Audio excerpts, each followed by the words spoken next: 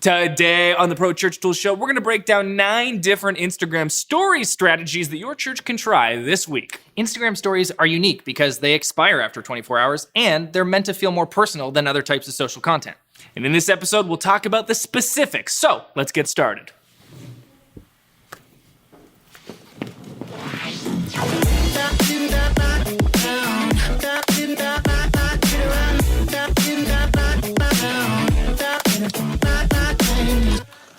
Well, hey there, and welcome to the Pro Church Tools Show, the show that helps you and your church navigate the biggest communication shift in 500 years. I'm Brady Shearer, joined as always. To my right, your left, it's Alex Mills. Hello, hello. You can subscribe to this show wherever you get your podcasts, and you can watch the video version on YouTube, youtube.com/ProChurchTools. In your podcast player of choice, search Pro Church Tools or Brady Shearer, and you can subscribe so you never miss a video on YouTube. We publish new videos every Tuesday and every Thursday, so make sure you subscribe. Notifications so you never miss one of those videos dropping on Tuesday or Thursday.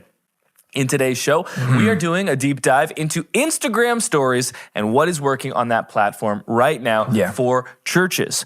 A platform where a lot of us spend a ton of our time, but not a platform where we're publishing as much. I would say there's disproportionate between how much time we spend on there personally versus how much we publish there for churches. Especially for churches. It's just because it's like, well, aside from Sunday, where maybe we can post a little behind the scenes, what are we actually publishing on that platform? And so this episode is dedicated into diving into 9 individual strategies that churches can use. Give a try, experiment. Churches are notorious for not posting on stories Monday to Saturday. And then Sunday comes around and the line of stories, it's just infinite. It's like, how many stories can this church post of this service in 2 hours? But somehow they managed to do it. And what's great about Instagram stories, there's lots of things that are great about Instagram stories. First and foremost, the engagement. I know on both of our personal accounts, we experience this, that Instagram stories generate so much more engagement and a different type of engagement than posts on the feed do. You can have types of conversations in comment sections on the feed, but the engagement that we're finding through Instagram stories, for a couple different reasons, it's not comparable. We're having a lot more meaningful conversations, deeper conversations. And what's great about these strategies that we're going to get into is that they're repeatable. It's not just a single type of post that you post once and it's like, well, what do I have to figure out to post tomorrow? These are strategies that you can implement in different ways, in different cases for different purposes.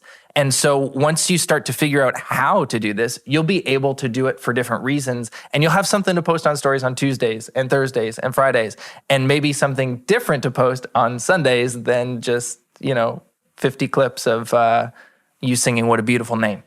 A bunch of different strategies to put in your bag so you can have this arsenal, a bag that you can reach into your bag. Say, I'm in my bag. And then use these on stories. One of the things I love most about stories is similar to TikTok, is that IGS has a fully capable creative platform. So you don't need to design for IGS. You can, of course, but if you're just on the go with your phone and nothing else, you can create compelling content using only what Instagram Stories gives you, and they give you so much. And a lot of what's capable within that platform is untapped by us. We don't actually know, and one of the reasons for that is that they're always releasing new filters. And not telling you. Exactly. And you kind of just have to discover them on your own. So some of what we'll get into, you probably didn't even know was possible, or we're using things in unique ways. What I love about IGS is they give you these frameworks and then you can build on top of them, experiment, find what works for you. Alex is going to be leading the way on these story strategies because he is the one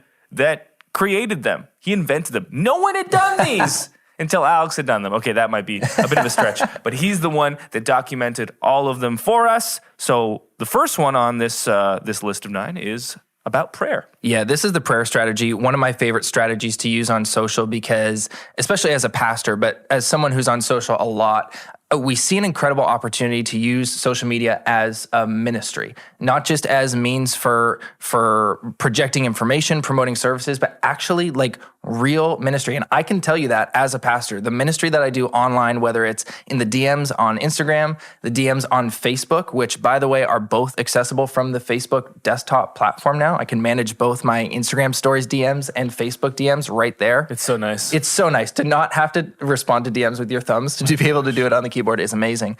But the pastoral ministry I'm doing there is not dissimilar from pastoral ministry I'm doing face-to-face, beside a hospital bed on Sunday morning, whatever it is. It's all the same because it's all the same people, just a different medium. And if you're feeling like immediate skepticism to that statement about in-person ministry versus online ministry, certainly in-person experiences are often more substantive than online. But one important consideration that a lot of us miss, I find, is that there are a massive group of people that online will feel more comfortable sharing than will in person. Yep. And that's just because of their more perhaps introverted nature, their insecurities, their feeling like, I just don't communicate as well as others. And sometimes people can feel intimidated because they don't feel like they can articulate themselves. They know what they feel inside, but they can't just get it out on the go. Yeah. And so if you give them the ability to sit down in front of a cursor and take as long as they need to formulate their thoughts and share them, they can actually communicate to you online in ways that would never be possible in person. Yeah. And so it's kind of not saying that they're identical, but that they're different. And there's something that can happen online, and we've experienced this again and again, that cannot happen in person. Yeah. And that's what's amazing about a strategy like this one. Yeah, these online interactions often lead to in-person interactions. It's kind of like a pathway that you get to lay for people. This happened for us at our church just last night. We had a pancake dinner to celebrate Shrove Tuesday, the day before Lent begins. And we were posting about it on social, and I was saying on social, hey, if you don't know why we eat pancakes, ask one of us on Tuesday night when you come for dinner. And so instead of having instead of having pieces of paper on the table or pausing dinner to explain why we're eating pancakes, I started that question on social, and I had people come up to me last night and say, hey, what's this about? Why are we eating pancakes? And I was able to tell them. So that online interaction led to an in-person interaction. That's amazing. Yes, so good. So this is a prayer strategy. It's so simple, and it leverages a feature that is built right into the Instagram app. And like we mentioned, this is one of those strategies that you can repeat for so many different purposes. This is using the question and answer sticker. And today we're just asking for prayer. You can ask whatever question you want, but this is the prayer strategy. If you're watching on YouTube, and this may be an episode that if you're listening, you may want to check out on YouTube, because we're actually going to show screen recordings of how I build all of these Instagram stories so you can see them with your eyes. All I've done here is chosen a background. I chose a clip of somebody praying. I actually used a Nucleus media clip. You could use a picture of somebody praying. You could use a colored background, whatever you want. And all I did is so simple. I selected the question and answer sticker. I put it on the story, and I asked a simple question. How can we pray for you? And then right below that, probably the most important part of this post is using the text tool, I added a little asterisk, all prayers are confidential. And this is imperative online because a lot of the engagement we see online with influencers is them asking questions. I do this on my own page. I ask a question and then I post the responses for people to see, right? Now, you're not going to do this. No. You're not going to post these prayers. So you have to address that objection first. You have to say, hey, these are all confidential. So that gives people permission, the assurance that if I answer this question, it's going to be in confidence. It's not going to be broadcast on the internet. And probably, I said that was the most important part of the strategy. I take that back. The most important part of this strategy is being present on the other side of this. Right. If you're going to post a question like this, somebody has to show up and be there to answer it, to respond to that DM, to respond to that question. You're opening a door, you're asking a question, people are going to answer, and you have to be present. And so you can empower a pastor, a volunteer, somebody from your prayer team by inviting them to be part an admin on your Facebook group. On Facebook, they can respond to this from desktop on Facebook. And now you can let people know you're praying for them. You can pray with them. And that is going to lead to an in-person interaction, likely later on. One small variation you can try with the question that you ask to make it a bit more easy to respond to, or a bit more, just fun, is to say, what's your 3-word prayer request? Put a limitation on it. So good. And it's just 3 words. And people feel like, ooh, I feel like I can respond to this maybe a bit more easily than typing out, well, I want them to know this, but they also need to know this. They also need to know this. And you know what? Maybe I'll just leave it for another time. Yeah, absolutely. That's a super similar tactic to, when we ask questions on social in a post, having a choose A or B, or true or false. It kind of lowers that barrier for entry. And like you said, there is a little bit of element of fun to it as well. Fewer options leading to more actions. Yeah, and if somebody goes out of their way to answer this question sticker, to say, hey, I'm going to go out on a limb and submit a prayer request. When they get responded to, not only does that help them in the moment, but a week from now, 2 weeks from now, even when you're not asking a question online, they know because you showed up for them that there's somebody on the other side. So maybe next Friday, you're not asking, how can we pray for you? But they know that you're there. They might slide into the DMs and say, hey, Pastor Alexander, are you there? Can you pray for me this way? And if I'm present there, I will be able to pastor them there as well. Strategy number 2, it's called the local share. Yes, this strategy, not a lot of people know that you can do this. And I find for churches, we don't think to do this in the church context. So this involves actually not creating your own content at all. And that's an element of Instagram stories that I love, is that you can post to stories content that you haven't created. It takes very little work. Or you can leverage some templates that Instagram has created for you, and you can post those as well. We're going to get into those later. This is called the local share strategy. So basically what I've done is I found a local ministry that we are involved with. You can do this for a local restaurant.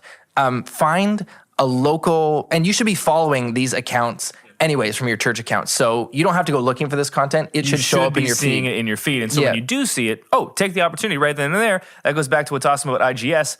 In the moment, you can start implementing these. Exactly. So this is a local, it's called Jillian's Place. It's a home for women and children who need shelter. This is a ministry that we work with at our church.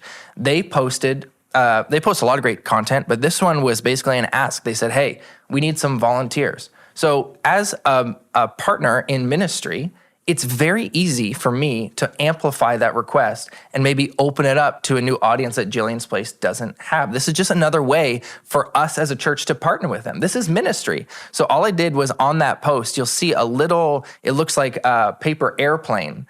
And if you click on that, you can share their post to your story. Once you click on that and click share to story, your story editor is going to pop up. That post is going to be right there.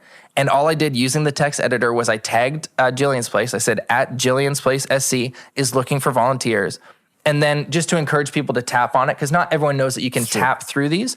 I went to, again, in the Instagram Stories editor, I clicked on the GIF or GIF button. And I just searched the phrase tap here. I found a GIF that says, you guessed it, tap here. And I placed that over the image.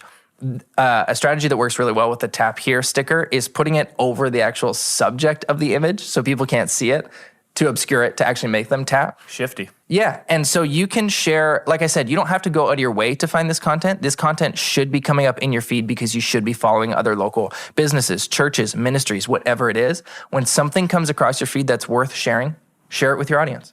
Yeah, and this, what it does is it takes the focus off you as the church and puts the focus onto the community. And so if you as a church, as an organization, have this value of we are for our city, we're for our community, this is one of the tangible ways that you can express that value. It's one thing to talk about it, it's another to do it. And what you do is when you take the focus off yourself and put it onto others, it generally costs you something. That is what being selfless is. It is taking the focus off you and giving it to others. It is literally the way of Jesus, but it costs you something. Yeah. You could use that attention to build your brand. Sure. But what you're doing is you're instead highlighting what others are doing. And this is similar to another Instagram story strategy that we've taught in the past, which is commenting on organizations that are local to you. Anytime one of their posts come up that you like, don't do this for individuals, only do it from your church to a different organization in your community. Just liking it and commenting it. We all love when our content gets shared.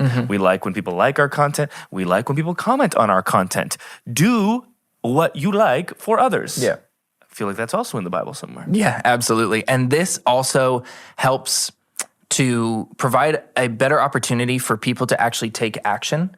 Because what churches would probably do if they knew that Jillian's Place needed volunteers is, I'll write that down and I'll announce that on Sunday. Right. We always think back to Sunday. Right. Well, go where the people are right now. Exactly. And Sunday mornings are not a good time and place to take action on volunteering for Jillian's Place. Even though you do have a lot of people's attention in the room, I actually have more followers on all of our church's accounts than I have people in the room on Sunday. And that's very likely for your church as well. Sure. So I actually have more attention on social. It's actually a better time and a better place to announce it on social. So I take that announcement away from the Sunday experience and I just put it on social, and it provides the people who are going to hear it with a better opportunity to take action. Another strategy, number 3, the quiz. The quiz. This one is fun. The quiz sticker, again, natively built into the Instagram Stories platform, has been around for, I'm going to guess, a year or so. And it exactly as it sounds. If you've never used it, it is a quiz. So you can place it over top of an image, a video, a color. In this example, I just used a color. And so I clicked on the quiz, and you get to fill in your question and your answers. So I like to use the quiz for Bible literacy. It's really fun, low stakes. Who cares if you're wrong? Everyone clicks it. Everyone clicks it. You can't not click it. Right. And the satisfaction that we all get from knowing we're right, it takes you back to school when you were in a test and you were like, I got this one. Yeah. Because we all know when we were in many tests where we did not have this one. Or with biblical literacy, when you know it, it's like, nice, a good Christian. You're like, wow, the Lord does love me.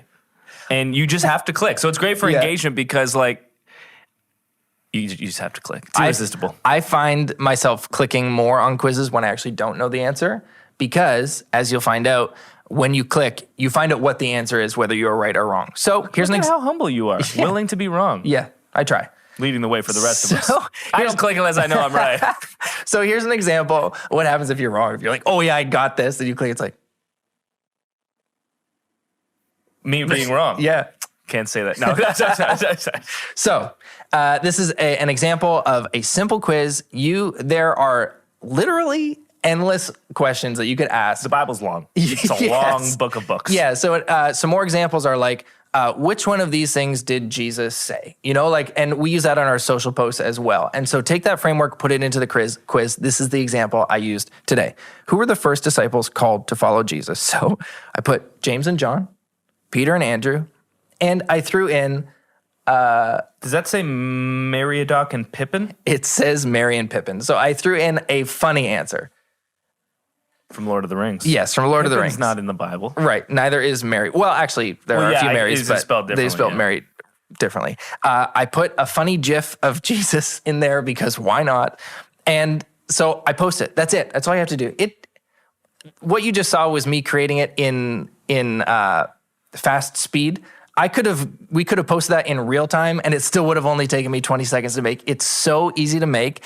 And so when people come across this on their stories, when they tap it, if they get it right, it will turn green. It'll show you the answers that are wrong, and it'll give you a little check mark, a little affirmation. You love the Lord, you know the Bible.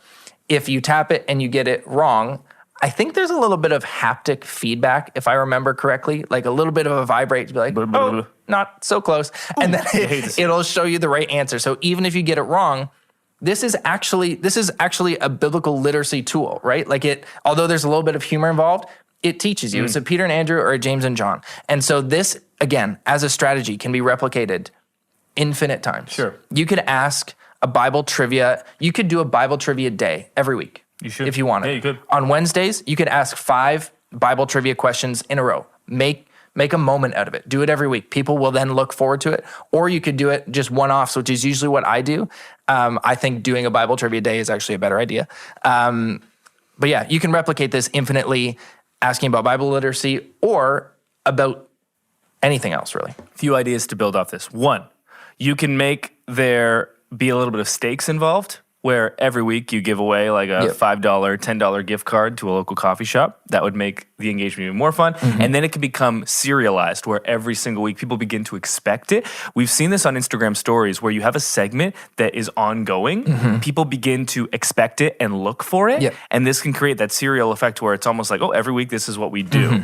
Adding stakes to it can help cement that. Yeah. Number 2, you can look at the people that responded incorrectly and follow up and shame them and invite them to a Bible study. No, jokes. Don't do that. Don't do that. And then 3rd, this is one I think would be especially fun to experiment with. I get together with my pastor every Thursday, and it's because we're friends and we just talk about life. Every week that he's speaking, because he's the associate pastor, he speaks once a month. Every week that he's speaking, our conversation organically we'll include his sermon prep. Sure. So we'll be like talking about life. He's like, yeah, so I've been reading a lot this week about, and it has to do with what his a sermon classic prep. pastor. And he doesn't even mean to. Yeah. And I do the same thing. Whatever's been on my mind with work flows out. Happens in my home all the time. Yes, exactly. So you could do this, let's say on a Thursday, Friday, or Saturday, and make it themed based on the sermon that's coming up. Yeah. So you could ask questions like, maybe you're talking about healthy marriages, and you have some data on this. So you could talk about what is like the number one reason that marriages end up breaking up, and you know maybe it's finances, maybe it's infidelity, maybe it's just material differences, and then people could choose. And now you're kind of building up to Sunday, and this is what we love, right? We love to see the Sunday social snowball where they're working together in tandem, not isolated in silos, but where they are partnered and paired together. So you ask these questions, and then on Sunday, one, you could use the actual responses to be like, hey, here's what our church thought the answer was. Or two, you could say, hey, if you were following us on Instagram, we asked this earlier this week. And so then you're mentioning social from the stage. Make sure to follow us. We do this every single week. And next week, we're actually doing it. We're giving away a $10 gift card to our local coffee shop. So make sure that you're following us on Instagram. Throw in the handle. So good. Bunch of variations to use your existing content. Churches, we are unique organizations. We have a crap ton of content that we're creating every single week. It's a lot easier for us to dominate on social, leveraging that content, repurposing it, not just rebroadcasting it, repurposing that content. If you are a real estate agent, a dentist office, a physical therapist, you do not have content that you can create to then put on social. Right. Your job is very different. Yes. Our churches are uniquely advantaged in this way. Got to take advantage of that advantage. Yes, and something important to remember is that Instagram stories are not immune from the Instagram algorithm. So if your church is just posting on Sundays, 100 slides of what's going on at your service, people are only going to interact with you once a week, and when they do, not many people are going to click through all those posts. They're going to swipe away. That tells the algorithm something. But if you show up during the week, if you show up for a series on Wednesday, a Bible quiz series on Wednesday that people are anticipating, people are participating on the polls, on the stickers every week, that's going to inform the algorithm and bump your stories up in the sequence of whose stories comes first. You have seen it on your profile. The people who show up first on your Instagram stories are people whose stories that you watch through all the way, that you answer their questions, you click on their polls. The same thing is true for your church. So you could try posting great content like this, but it might not get great traction because people haven't been interacting with your stories. So showing up and doing a series every Wednesday or Saturday or whatever it is really going to help up the engagement that people have with your stories and bump you up in the algorithm as well. Did you ever participate when you were younger in Bible quizzing? No. So I didn't do this personally. Joe?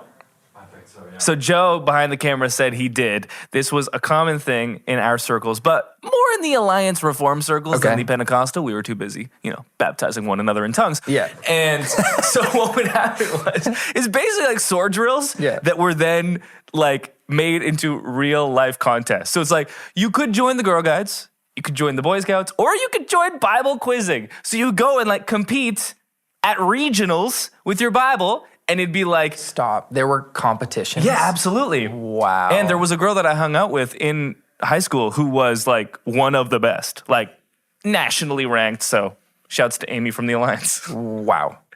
This is the reincarnation of that online. Yeah, that's what we're going for here.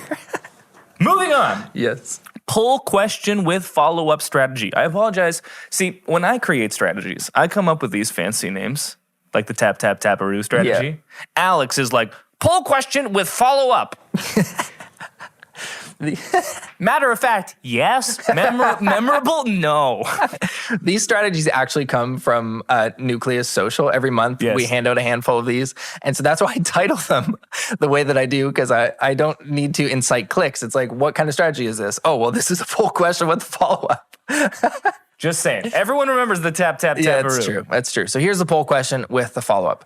Again, leveraging native stickers and tools that are built into Instagram to help you create content with the least amount of work possible. This is not hard. It does not take long. This is easy. A strategy involves 2 slides. So it's a question followed up by another question, depending on how you answered the first question. So, and this uses the psychology of stepped forms. Yes. Which we use with Rebel Give, which we use with Nucleus, which is where you don't ask everything all at once. Yeah. People are more likely to respond when you put in one thing and then another. Exactly. And this is basic psychology. It's like when you look at a tax form or a doctor's office form and you're like, am I really that? Is my leg that broken? Like, is it worth it? Yes.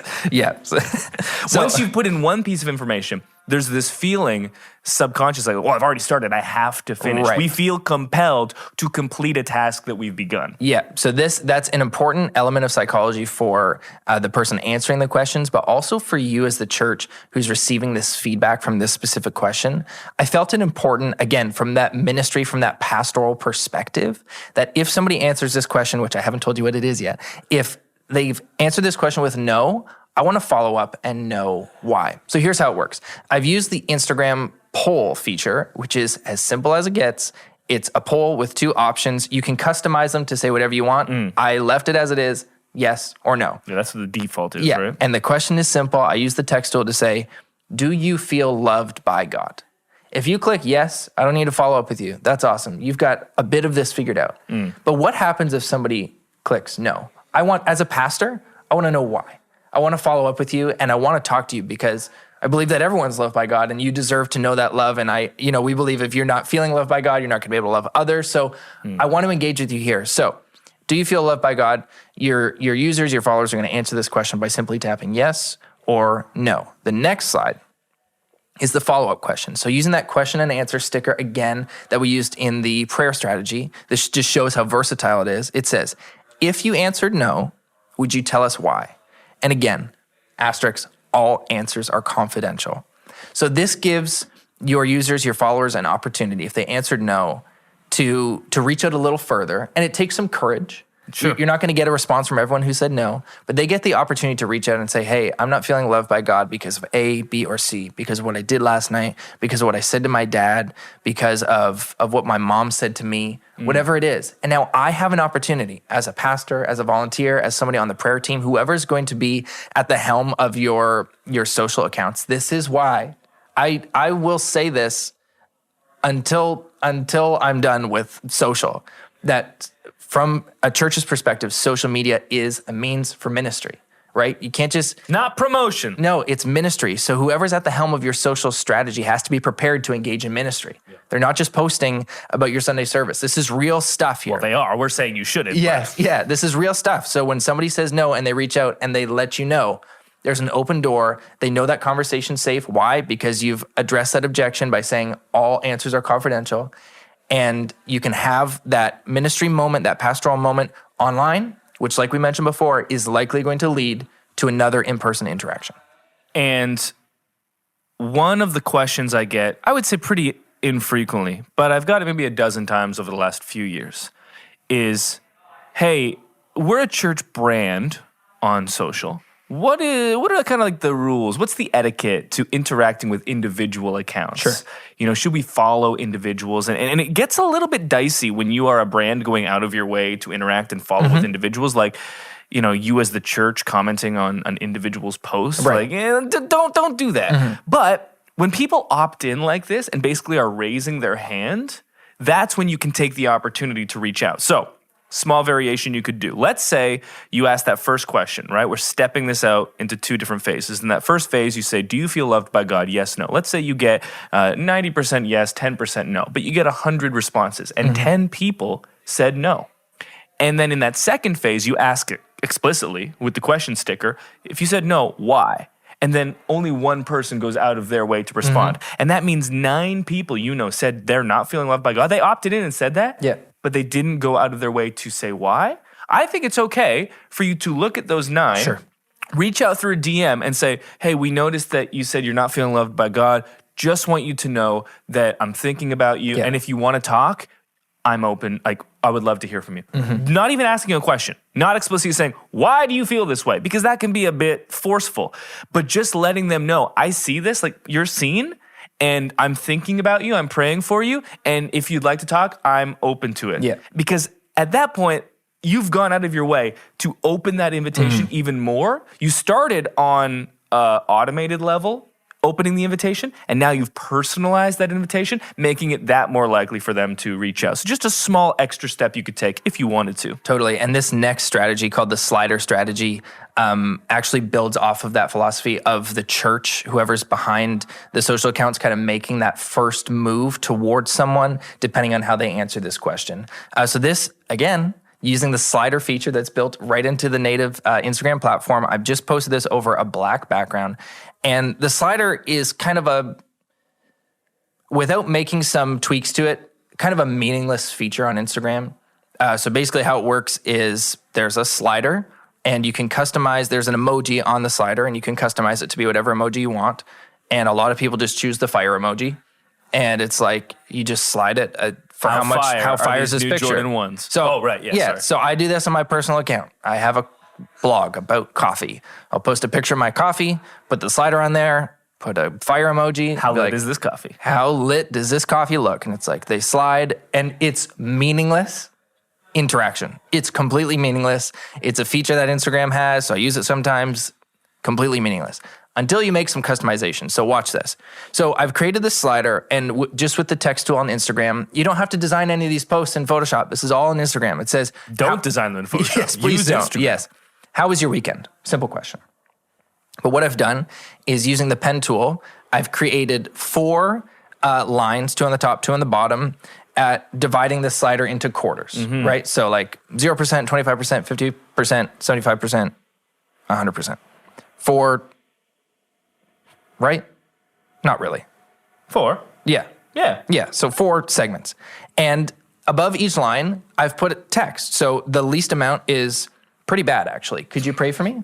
The next one is like, it was average. The third one is pretty good. And the fourth one, it's a little bit of a joke. Church is my highlight. It seems a bit presumptive, but okay. I've changed the emoji to praise hands, obviously. So now, in kind of a fun, similar way to the poll, like really low stakes, people get to answer this question, as opposed to just putting the slider there and be like, how lit is this picture? Now there's a question, and there's, depending on how far you slide it, there's actual degrees of answering this question. So if people answer average, pretty good, or church was the highlight, awesome. You interacted on my story. You told the algorithm that you like me. That's going to help me later on. That's fine. But for the people who on the slider didn't swipe very far and left it at pretty bad, actually, could you pray for me?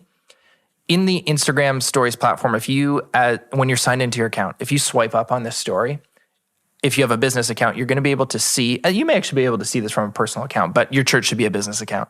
You can see who filled out the slider and how far they slid. So now I can see, 5 people said, pretty bad, actually. Could you pray for me?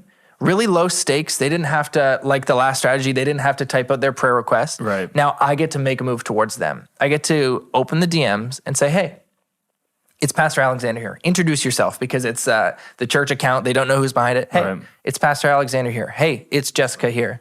I noticed that on our story you responded and said that you're having a pretty bad weekend.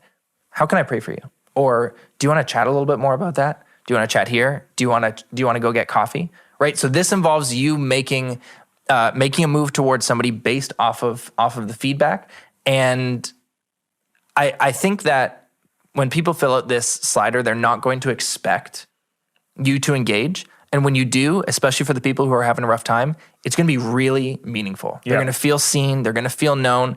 And again, next week when they're having a hard time again, when you're not asking, they're going to come and talk to you because they know that you're there.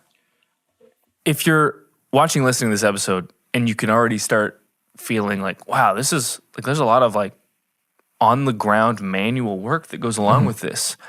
I think that it's a key distinction between what most of our churches are trying to do and what social is meant for. Because what most of us are trying to do with our social accounts is emulate big churches that are emulating celebrities. Right. Just fine for a church of tens of thousands with a global influence of millions.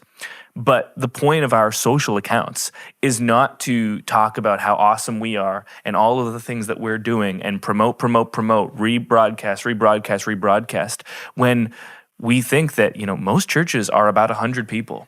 And what should a church like that be doing? That's where community is embracing one another. That is our greatest strength. And so we're leaning into what most of our churches should be doing. And it's not about this like glamorous work where we're getting thousands and thousands of likes. It's about something that's actually much more meaningful and much more deep. And this is for all of the small churches that are out there, or for all of the big churches that are willing to put the resources behind their social efforts and put in the work, because all of this is meaningful pastoral ministry, using the tools that we have at our disposal and making social what it should be. And like, this just takes work.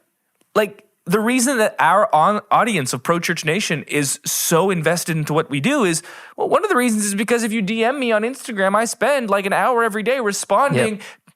Responding. Thank goodness I have the desktop now, so I can write out my responses easier. But me responding right there. Well, how does that scale? Well, it doesn't scale. It's not supposed to. Like, that's what makes it meaningful and valuable, is that it's a one-on-one interaction. And this is where social is trending.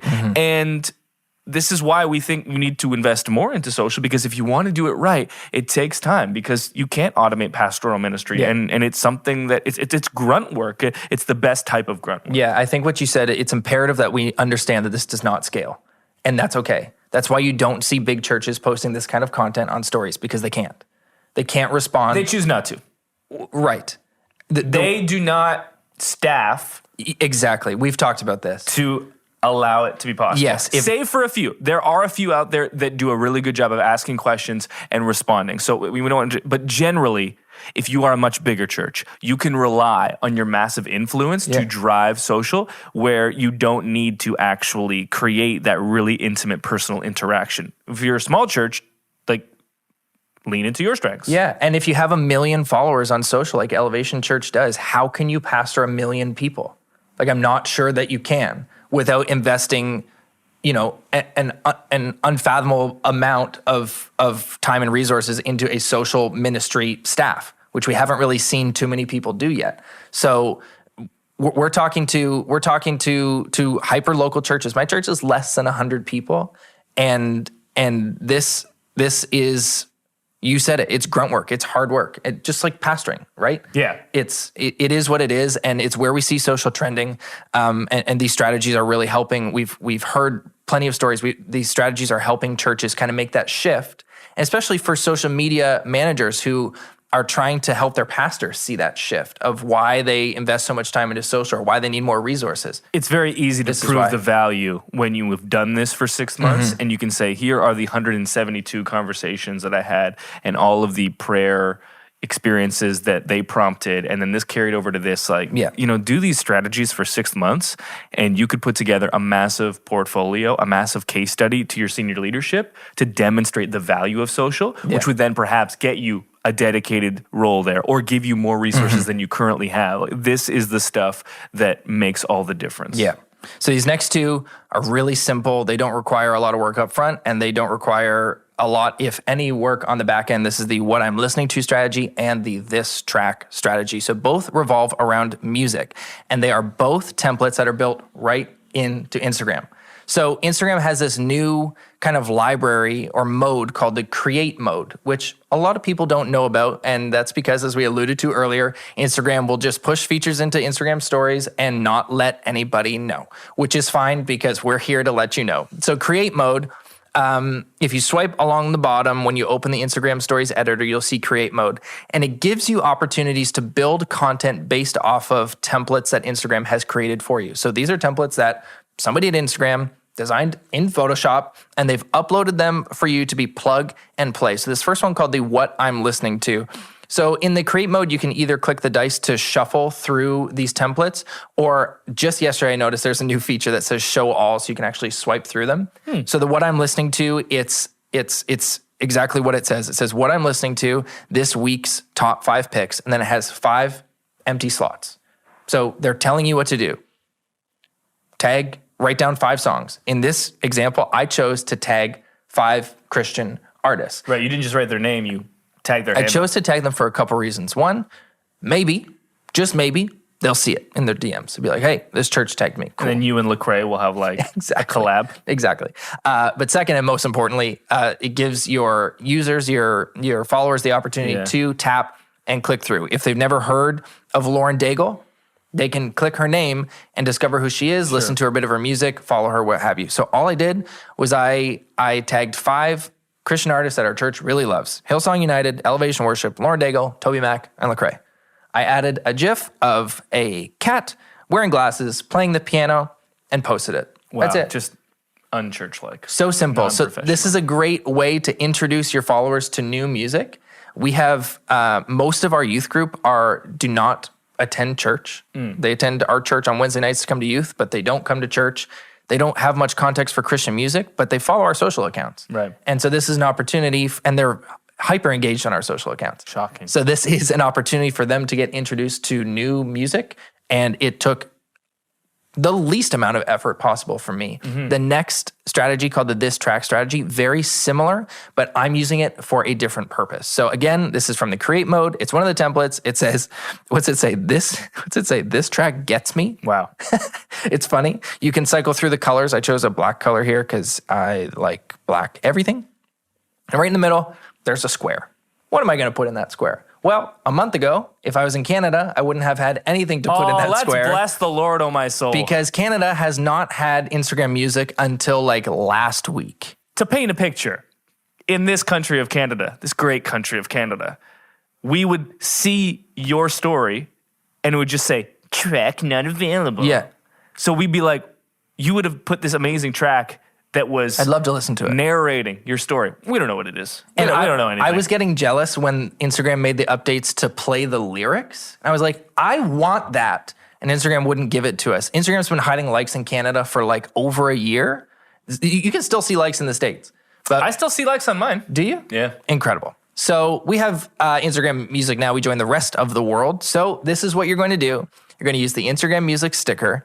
And I don't want you to choose any song. I want you to send a text to your worship leader. I want you to say, hey, what's the next song you're introducing at church? Whoa. And I do this as a worship leader. When I'm introducing new music, I'll attach it to emails for the 4 weeks leading up to the service where we announce it. I'll post it on Facebook the week of. And now I post it on Instagram. This track gets me. The next song we're introducing at our church, Raise a Hallelujah. What song did I choose? Raise a Hallelujah. So what's different about this strategy than the last strategy is that this song is actually going to play. Like if your followers are watching your story with sound up, they're going to hear the song. And there are different ways. If you just tap on the Instagram music sticker, it's going to display in different ways. So you can have it scroll through the lyrics in a couple different fonts. I chose to show the album art because it's a square and it fits really nicely over that square template. But this is a great way to help your worship team and introduce your church to new music before your church starts singing that music on Sundays. And from a worship leader, that's very helpful. Similar philosophy to using the quiz feature ahead of the sermon. Yeah. This can be done in so many different ways. That's 2 particular manifestations of this philosophy, but basically foreshadowing what's to come, implicitly, explicitly, leading up to the sermon. What do we do with sermon bumpers? We play them before because the idea is to set the tone. You can do that exact same thing, follow that same idea using stories. Yeah. Your worship leader, when your worship leader gets that text, they are going to love you so much because I know what it's like introducing a new song to a room that's never heard that song before. And it's just like, are those people even alive out there? But when you thoughtfully prepare and start exposing your congregation to this music before you sing it, they'll be on board with you even the first time you sing it. Universal healthcare and Instagram stories music? I mean, it's God's country. What a country. Yes. The next strategy is a strategy that I love to do and people love when I do it. People reach out to me, they're like, how'd you do that? I'll be like, on Instagram. And But Photoshop? they just can't believe it. So this one's really important to watch.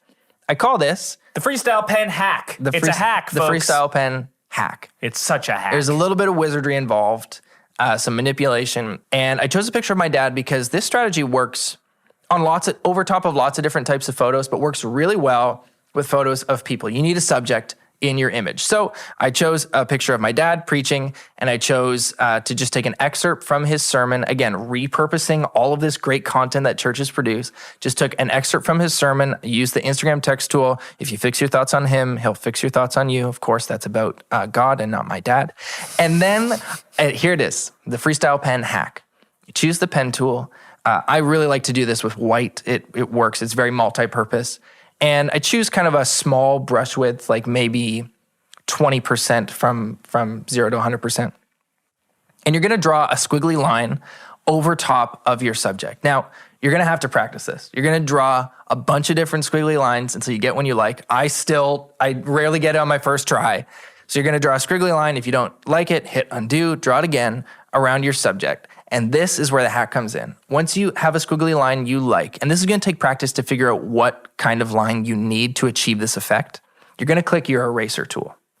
Take your eraser tool, choose your eraser width, not too big, not too small, and erase the white line that you drew every other time that it crosses over your subject. Right. So like if you drew it over top your dad's face, you'd erase the part that goes over his face, so it looks like this line is actually going behind his head in almost like a 3D look. Exactly. So it creates this illusion of the line wrapping around the subject. Like a ribbon. Woo! Yeah. There's no point to this other than additional visual intrigue. People are going to hover over it. People are going to pause over it. It's a great way to stylize just an image that you don't have to take into Photoshop and try different things. Again, the Instagram Stories editor is so versatile, so powerful. You can do this with a pen tool and an eraser tool. And the effect, if you're watching, you're seeing it now. It's very similar to like the way this microphone cable wraps around this microphone stand, right? Yeah, I've seen it done with an airplane wing. Yes. Right? So you can imagine drawing around an airplane wing, and then you erase all the parts where the line goes underneath the wing, and now it looks like you've created this ribbon that's wrapped around the wing. Yeah, so you can use the regular pen tool. Don't use the brush tool because that one, it's like a watercolor paintbrush. It just doesn't work very well. You can use, I don't know what they call it, but it's like the glow pen tool. Yeah, like the highlighted one, Yeah. So like I said, choose to do this over top of an image, and an image with a strong subject that you can highlight with this line. I think it works best over people. I've done it. I do it with coffee all the time. But I think it works best over people. This is the Freestyle Pen hack. Yeah, and you could do it with like the ribbon squiggly line with like rounded corners. I'm also just imagining you doing it kind of like almost like a lightning bolt style with like hard edges. That way it could work as well. Yeah. Again, we're creating and now sharing with you these frameworks that provide a foundation. And there's so much for you to use and freestyle on top of with your own creativity. Yes. And do it once, copy ours once, and then try something a little bit different next time. Yeah. And then a little bit different next time. And then in a month or two, 30 or 60 days, you've kind of created your own version of it. And that's what makes Instagram Stories so great. Yeah. People are always asking on Facebook, what's the best free graphics tool creator for churches? And it's Instagram. So shouts to Canva and their free nonprofits account for you to create your fancy Sunday graphics. But for social, I'll often create content on Instagram Stories natively. Then I'll screenshot it, then share it on the feed on Facebook and Twitter. Yes. Because it works so well. Yeah. The best tool for posting images to Instagram today in 2020 is just Instagram itself. Final strategy. Number 9, it's called the hidden hashtag. Hack. And this Triple H. This hack can and should be applied to every Instagram strategy and almost every Instagram post that you implement. We are undervaluing hashtag performance. Here you go with your hashtag propaganda again. I stan hashtags. I think they're imperative to your local strategy as a church. And so here's a great example of the hidden hashtag strategy. I mentioned earlier, we had a pancake dinner last night at church. And the pancake dinner is one of those events that sure is for the people who choose to call Life Abundant Niagara home, but it's also for like anyone who wants free pancakes on a Tuesday night, right? Like I want people outside of our 4 walls to know about this event and come. And so I didn't put any Facebook ad money behind this event. I could have. I really didn't just want to make that many pancakes. I didn't want hundreds of people coming. But I did want local people to be aware of this event. So what I did was I hid some hashtags in my Instagram stories. Most people are unaware that you can put hashtags in stories at all, and they're unaware of how they work. So Right, because stories now show up in the Discover tab. Exactly. So I hid a hashtag Niagara Falls. Okay. In this post. I could put hashtag Niagara on the Lake, hashtag Pancake Tuesday, but I chose a hyper-specific location, Niagara Falls. And I chose that intentionally because Niagara Falls is a tourist town. Lots of people looking through the hashtag Niagara Falls. So if you are at home, if you have your phone, if you click on the hashtag Niagara Falls, search it up on Instagram, click on it, you're going to see a bunch of posts, top posts, recent posts. But at the top, you're going to see stories. And that's unique. And so when you click on that, any story that has hashtag Niagara Falls in their story is going to be included there. Now, I want to include hashtags in most of my Instagram stories, but I don't want them to be apparent. I don't want them to be all over my stories. So, especially if you're going to do this frequently, you wouldn't want to see it again. Exactly. And again. So, and I don't really want them to be clicked on either. Right. This is the purpose for increasing reach. So you can hide them. And in this post, I've chosen to hide them one of two ways. One way is you can type out hashtag Niagara Falls. You can find a part of your image that is a solid color. And if your image doesn't have that, I'm going to teach you how to hide your hashtag another way in a moment. But this post has some solid color up at the top. So I shrunk my hashtag. I kind of turned it. And then I went to the color picker. I choose the option furthermost to the left. And that color picker means I can tap on anywhere on the screen. And it's going to change the color of my text, hashtag Niagara Falls, to the color of the screen that I chose. So I chose the color right where the hashtag is, and now the hashtag is invisible because it's the same color as the background. I don't see any You hashtag. can't see it. I'm looking. Now, if your post doesn't have a large area where there's a solid color, no need to worry. You can still hide them, and you can hide them using a sticker or a GIF. So again, on this post, I hid this hashtag twice on this post, just to prove a point. Yeah, it's quite the flex. I went to the GIF section. I searched tonight because it was a post saying that pancake dinner is tonight. There is a big GIF. It's just flashing colors. It says tonight. So I placed that sticker on my post. Again, typed out Niagara Falls, shrunk it, flipped it 90 degrees, and I placed it right over top of the T. And then I tapped on the GIF to bring the GIF to the front, hashtag to the back, and now the hashtag is hidden again. So you want to be using hashtags on your posts to engage or to increase organic local reach. This is very specific for events, or if you have a post, again, the prayer strategy, you could just put hashtag prayer and hide it behind that question and answer sticker. Like, just find something that is hyper relevant to your post, choose one hashtag and hide it somewhere. You're going to get a bit of organic reach, and for events locally, that can be really helppful. The hyper hidden hashtag hack. You got it. The quadruple H. Yes. That was one that actually had a good name. Oh, thanks. I mean, I made it much worse, but the hidden hashtag is memorable. Hashtag. Yeah. So there you go. I have thoroughly enjoyed playing backseat driver in this particular episode because you created all of these, and I haven't done a deep dive into a number of them.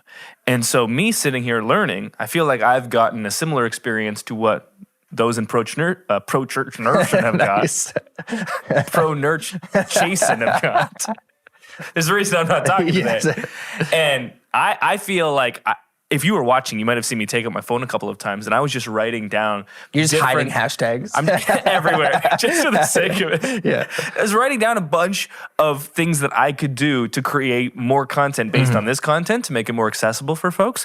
But I feel like even me, I have so many different ideas on how to implement these. So well done, Bishop Alex. Thanks. Let us know your thoughts on this episode, and make sure to start implementing these right away. There is so much opportunity for churches on Instagram stories if you're willing to do the work. We get questions all the time. Well, what about if we're a small church? What if we don't have the resources? What if we don't have the audience? Every single one of these will work for that if you're willing to put in the work that it will require. We'll see you next time on the Pro Church Tools Show.